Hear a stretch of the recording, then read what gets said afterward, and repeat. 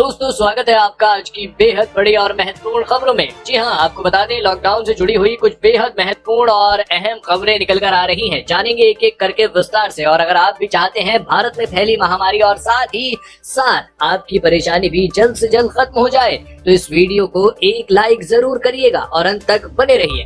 दोस्तों खबरों का सिलसिला शुरू करने से पहले आपको बता दें महामारी का कहर दिन ब दिन बढ़ने के कारण सरकार की तरफ से इस लॉकडाउन 3 में कुछ कड़े नियम और रियायतें दी गई हैं, जिन्हें जानना आपके लिए बेहद ही जरूरी है। इसीलिए आपसे अनुरोध है कि इस वीडियो को अंत तक जरूर देखिएगा। तो दोस्तों उससे पहले फटाफट जान लेते हैं कोरोना महामारी की आज की ताजा अपडेट। तो दोस्तों आपको बता दें भारत में अब तक संक्रमित मरीजों की संख्या बढ़ती जा रही है और यह संख्या 69,100 से अधिक हो चुकी है। इनमें से 45,200 से अधिक लोगों का भी इलाज चल रहा है, जबकि 21,600 से अधिक मामले सही हो चुके हैं। और आपको बता दें दुख की बात यह है कि 2,240 से अधिक लोगों की अब तक मौत हो चुकी है। और बात करें पूरी दुनिया भर की तो अब तक की अपडेट के अनुसार 42,18,000 से अधिक लोग संक्रमित हो चुके हैं। दुख की बात यह है कि 2,84,000 से अधिक लोगों की मौत हो चुकी है, जबकि 15,06,000 से अधिक लोग सही हो चुके हैं। दोस्तों हो सकता है जब तक आप यह वीडियो देख रहे हो तब तक यह आंकड़ा और भी बढ़ गया हो। इसी के साथ बढ़ते हैं इस वक्त की अगली बड़ी खबर की तरफ। जी हाँ, आज चलेंगी स्पेशल ट्रेनें, स्टेशन पर लागू होंगे ये नियम। अगर आप भी किसी जगह फंसे हुए हो तो ये खबर आपके काम की हो सकती है। इसके अलावा हम आपको बताएंगे कि ये ट्रेन किस जगह से किस जगह के लिए चलेगी। तो आप कमेंट में ये जरूर बताइएगा कि आप इस समय किस जगह फंसे हुए हैं, जिससे हम आपको आपके यहाँ की जानकारी दे सके। दोस्तों आपको बता दें लॉकडाउन के बीच मंगलवार से 15 ट्रेनों की हरी झंडी दी गई है। जी हाँ, ये 15 ट्रेन नई दिल्ली रेलवे स्टेशन से चलेंगी। इनके लिए बुकिंग सोमवार शाम 4 बजे से शुरू होनी थी, लेकिन बुकिंग शुरू नहीं हो पाई और यात्रियों को निराशा हाथ लगी। यूजर्स की परेशानी को देखते हुए IRCTC ने ट्वीट किया, जिसमें कहा गया कि बुकिंग जल्द शुरू होगी। जी हाँ, IRCTC ने अपने ट्वीट में लिखा, स्पेशल ट्रेन की जानकारी सिस्टम में अपलोड की जा रही है, बुकिंग जल्द शुरू होगी। आपको बता दें कि कोरोना वायरस का कहर बढ़ता ही जा रहा है। देश भर में 17 मई तक लागू के बीच सरकार ने कुछ यात्री ट्रेनों के परिचालन का फैसला किया है। जी हाँ, आप लोगों की जानकारी के लिए बता दें कि मंगलवार यानी 12 मई से भारतीय रेलवे 15 शहरों के लिए ट्रेनों का परिचालन शुरू करेगी। अगर आप भी किसी जगह फंसे हुए हैं तो उस जगह का नाम और अपना नाम कमेंट करके जरूर बताइए। इसके अलावा आपको बता दें कि इन राज्यों में पहुंची अब तक 363 ट्रेनें। जो 363 रेलगाड़ियां अपने गंतव्य स्थल पर पहुंची हैं, उनमें आंध्र प्रदेश 1 रेलगाड़ी, बिहार 100 रेलगाड़ियां,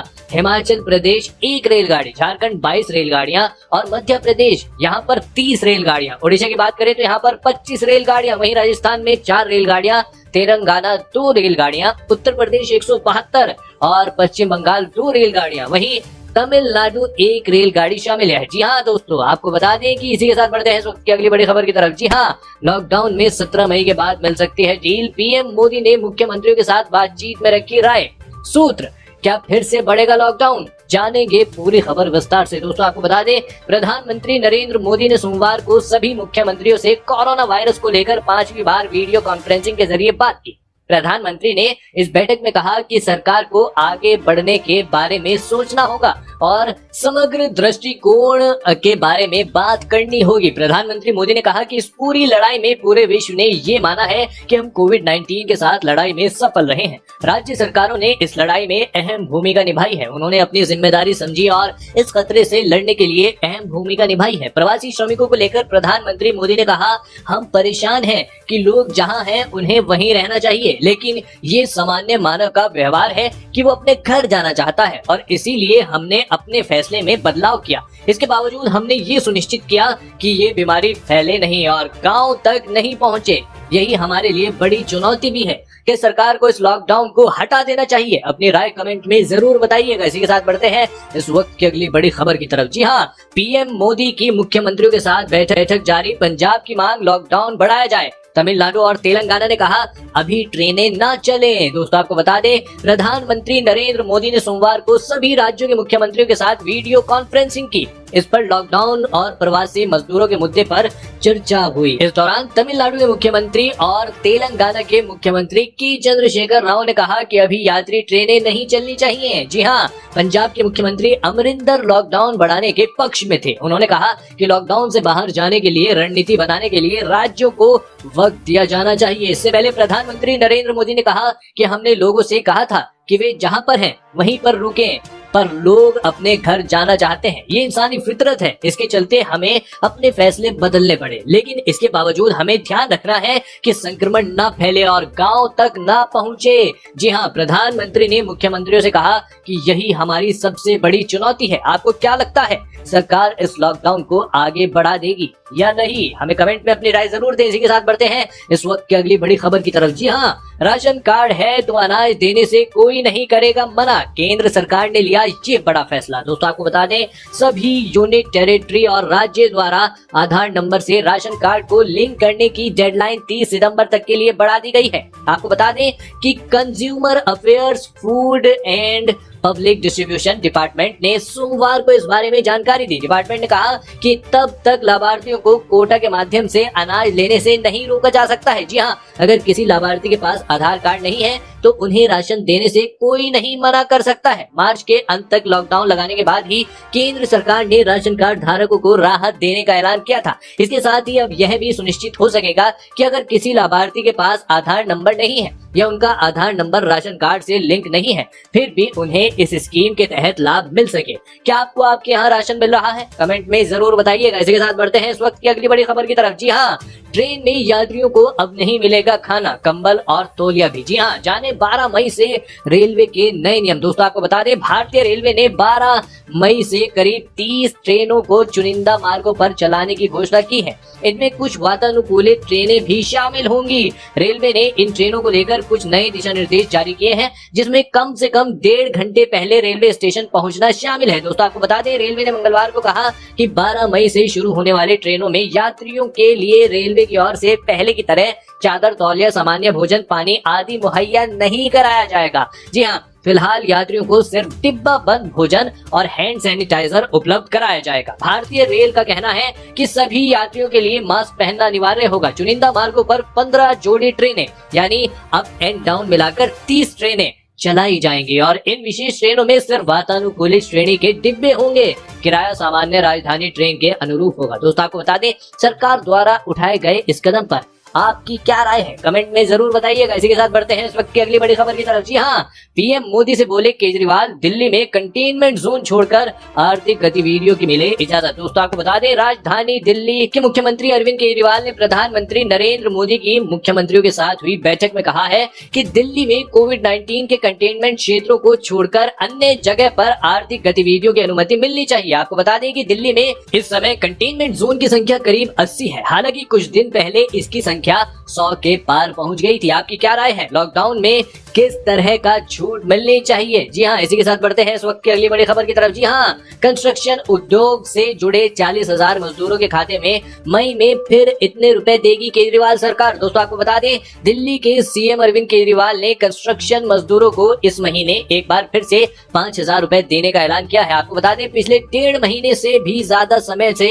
निर्माण कार्य में लगे ये मजदूर बेरोजगार हैं। इसी को ध्यान में रखते हुए दिल्ली सरकार ने लगातार दूसरे महीने इन मजदूरों को 5,000 रुपए देने की घोषणा की है। दोस्तों आपको बता दें, दिल्ली के श्रम मंत्री गोपाल राय ने कहा है कि इसके लिए ऑनलाइन रजिस्ट्रेशन प्रक्रिया 15 मई से शुरू की जाएगी। दिल्ली सरकार का दावा है कि इस योजना से करीब 40,000 मजदूरों को फायदा होगा। इससे पहले मार्च महीने में लॉकडाउन के बाद मुख्यमंत्री अरविंद केजरीवाल ने निर्माण कार्य में लगे मजदूरों को 5,000 रुपए देने का ऐलान किया था। क्या आपको सरकार की ऐसी किसी योजना में पैसा बैंक में मिला है? कमेंट में जरूर बताइएगा। इसी के साथ बढ़ते हैं इस वक्त की अगली बड़ी खबर की तरफ। जी हाँ, गृह मंत्रालय का निर्देश, अब 10 दिन तक बुखार न आने पर 17 दिन में खत्म कर सकते हैं क्वारंटाइन। दोस्तों आपको बता दें, केंद्र सरकार ने सोमवार को कोरोना वायरस के हल्के लक्षण और बिना लक्षण वाले मरीजों के लिए क्वारंटाइन के लिए नए दिशा निर्देश जारी किए हैं। अब जांच के लिए नमूने देने की तारीख जिनमें लक्षण नहीं दिखे हैं उनके लिए 17 दिन बाद कोरोना वायरस की जांच कराए बिना अपना क्वारंटाइन समाप्त कर सकते हैं। जी हाँ,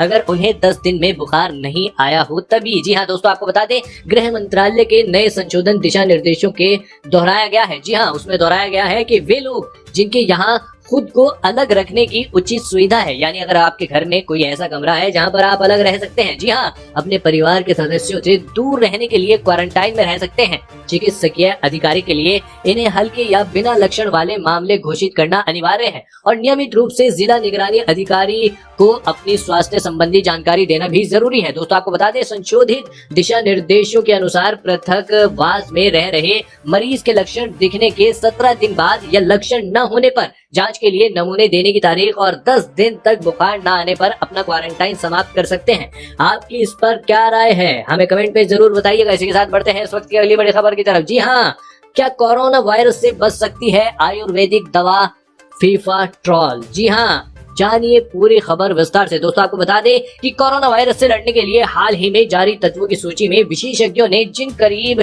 200 तकनीकों और अनुसंधान गतिविधियों का मूल्यांकन किया है, उनमें रोग प्रतिरोधक क्षमता बढ़ाने वाली आयुर्वेदिक औषधि फीफाट्रॉल का भी उल्लेख है। दोस्तों आपको बता दें कि सरकार द्वारा संचालित राष्ट्रीय अनुसंधान विकास निगम ने कोविड-19 से लड़ने के लिए भारतीय तकनीकों का सार संग्रह तैयार किया है, जिसमें घातक वायरस के संक्रमण से मुकाबले के लिए 200 देसी तकनीकों के स्तर तथा सरकार द्वारा किए जा रहे अनुसंधान कार्यों और प्रयासों की जानकारी है। इसके मुताबिक स्वास्थ्य विशेषज्ञों ने सुझाया है कि शरीर की रोग प्रतिरोधक क्षमता बढ़ाने से संक्रमण के असर को कम करके रोग से उबरने में मदद मिल सकती है। दोस्तों आपको क्या लगता है, इस महामारी का वैक्सीन कब तक बनकर तैयार होगा? इस पूरी खबर पर आप अपनी राय हमें कमेंट में जरूर दीजिए। तो दोस्तों ये थी आज की कुछ बेहद ही महत्वपूर्ण और ताजा खबरें। उम्मीद करते हैं इससे आपको काफी कुछ महत्वपूर्ण जानकारी मिली होगी। बस इसके बदले में इतना ही चाहते हैं कि आप इस वीडियो को लाइक कर दें, शेयर कर दें, क्योंकि आपका लाइक और शेयर करना ही हमारी मेहनत का फल होता है। धन्यवाद।